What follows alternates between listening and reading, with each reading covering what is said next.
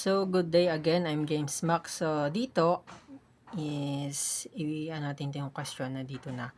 As shown in the figure, how many points of inflection does the graph of if of f have? Ito yung ano niya. Dito, ito ay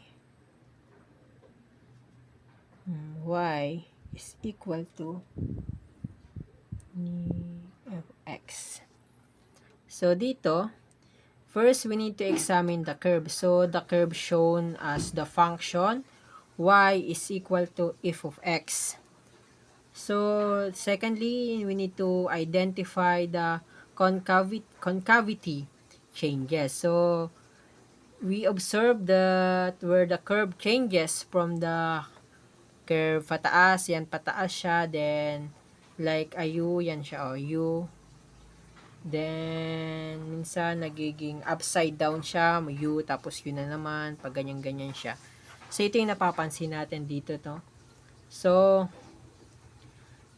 and the third is, we need to count the inflection points. So, kung mapapansin natin, there has 3 inflection dito. Isa, dalawa, then tatlo. So, 3 times siya nagbago.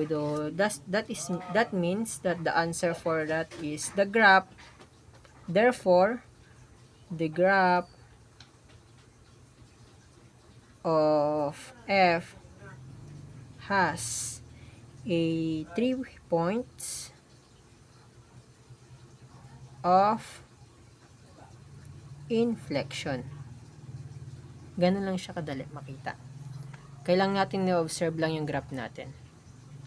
So, that's all. I hope you understand and thank you.